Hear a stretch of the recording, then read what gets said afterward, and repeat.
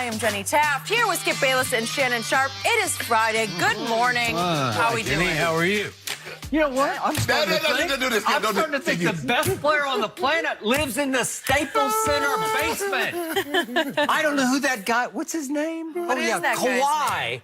That's 4 straight games of 30-plus points. I don't know what got into him, but that guy who lives upstairs, he struggled against the Skip. poor Cleveland It was Cavaliers. the back-to-back. Second out of the back-to-back. You know that, Skip. I don't know that, but I can't wait until that Tuesday before the Super Bowl when they meet again. Your day coming. Yep. Your day coming. Just make sure. I want that energy now. I want that energy during Super Bowl week, too. I'm about to have it for this show. Yeah, I feel like am up for today this. we are ready. So much to get to. Packed show. How important is Sunday's game for Aaron Rodgers' legacy? And should we be surprised at who will become plays for Dak in Dallas? But first, we are going to talk Titans-Chiefs in the AFC Championship. Patrick Mahomes said that he'd be even happier for Andy Reid than for himself if the Chiefs won the Super Bowl. To get there, though, they'll have to stop the Road Warrior Titans. Derrick Henry has been a force and is the first player to have 2 games of at least 175 rushing yards in the same postseason. And Henry will look to continue that streak Sunday in Kansas City. He has been on a roll, but Shannon, who wins this game? Skip, the Titans have been playing unbelievable, and I expect that to continue. But the Chiefs, I just think they can score too many points. I just think Patrick Mahomes is on another level. He's been great since he's been back from that knee injury. They cost him to miss about 2.5 games. They lost his first game back in Tennessee, but he threw for 446 and 3 touchdowns in his first game back. And last week when they fall behind 24-0, he didn't panic. He was unbelievable down the stretch. The Titans defense, Skip, has used the turnover to create short fields and to produce points. Patrick Mahomes, though, on the other hand, has been great at taking care of the football this year. Only 5 interceptions, and they have been great at home. So I'm going to take the Chiefs, and I think this game is going to get away from the Titans late. I got the Chiefs 33-20. And I understand the Chiefs need to make this game. They can't do what they did last week. They can't, and the thing, what happens is, Skip, is when you get a punt block or you have some deficiencies, the other team looks and says, okay, this is where we can get them. I think Andy shores that up. I think the special teams shore that up. And I think Tyreek Hill, Travis Kelce, Mecole Hardman, I just think they're too much. And I think late in the ball game, it would come crystal clear to the Titans that we've had a great season, but our Cinderella run is over. And I believe the Chiefs go on to represent the AFC in the Super Bowl by the score of 33-20 over the Tennessee Titans. 33-20. Yep. And by the way, we already made one bet on this game in which my partner across the table gave me Titans plus 10. Yeah. You don't want to renege on that today? Nope. Okay, Nope. thank you You're very good much. with my homeboy.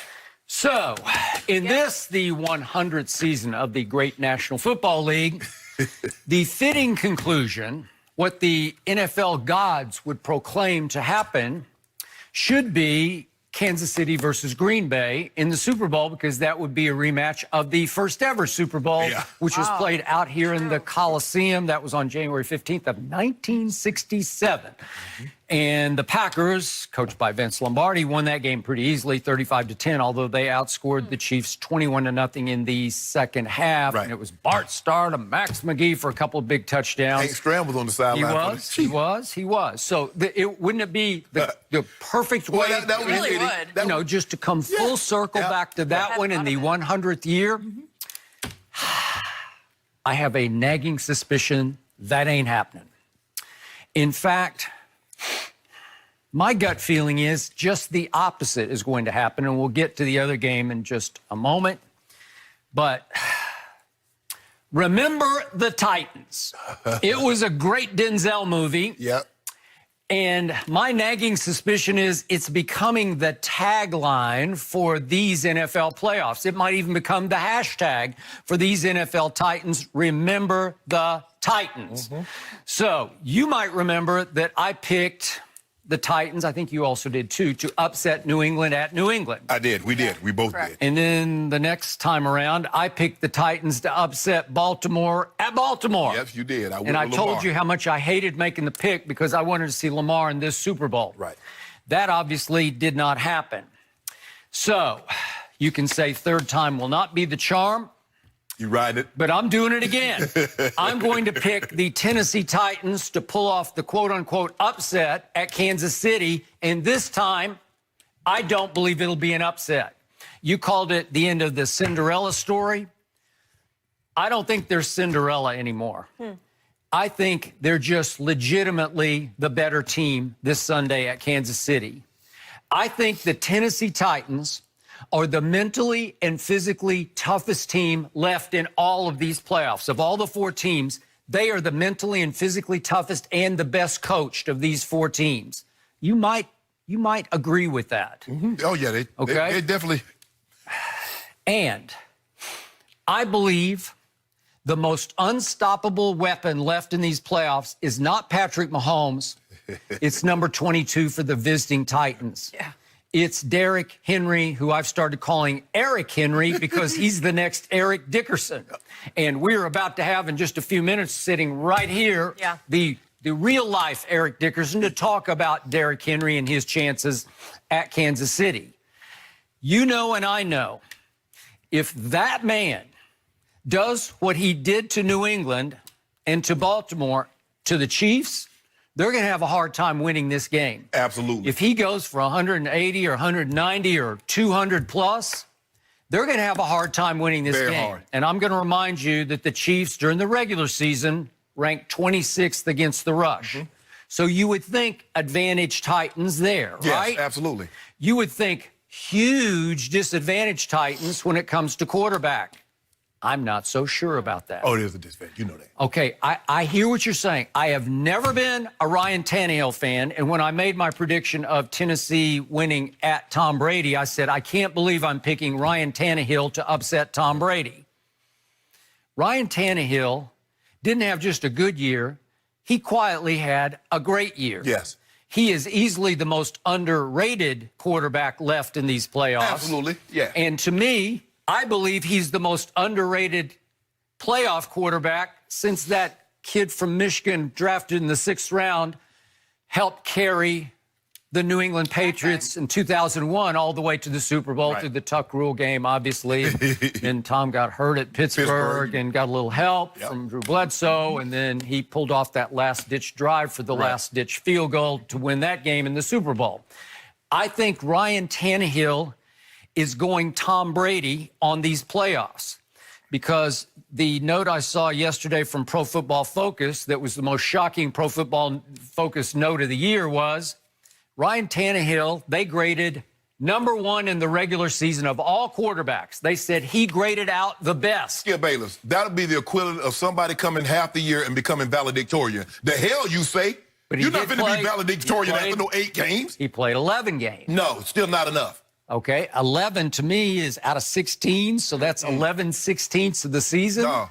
What about the other 5? The other 5, he'd have stunk it up. He might have. Yeah.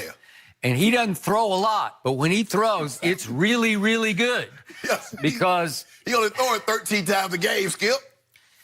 He does throw it. In fact, while you bring that up, at New England, he was 8 of 15 for 72 yards. Yeah. And at Baltimore, he was 7 of 14 for 88 yards. So he threw it 14 times a game. Okay. And yet, Pro Football Focus said he had the 3rd best percentage of good throws and the 3rd best percentage of throws that were not turnover worthy, you know, like clean throws. So he was just doing it at the highest level all season long without big numbers. Well, the thing is, Skip, what helped him is because, as you alluded to, he started 11 games. Well, 8 games, Derrick Henry had the most rush yards in NFL history over an 8-game span. So now, when you run the ball like they can, you play action off of that. Thank you. And I do agree with that. And that's how he is benefiting. Yes. That's why his throws are graded so high, because somebody's always going to be open. Wide open. Wide open. And when you think about his weapons, they're obviously not Tyreek and Nico. You wanted Nico in New England. Did I? But think about what he does have when you least expect it. He's got a breakout receiver from Ole Miss named A.J. Brown. And again, he's caught like 2 balls in the playoffs, but he can do it. Yes. He can get behind you. Right. Corey Davis, their other receiver, was the 5th overall pick in the draft out of Western Michigan. He's 6 feet 3 inches tall. He's a weapon that they don't utilize much unless you don't cover that weapon on one single play that's going to turn the game around, right? Yep. And guess who's back? Adam Humphries is finally healthy. He missed their first 2 playoff games. Right. Adam Humphries was one of the top targets of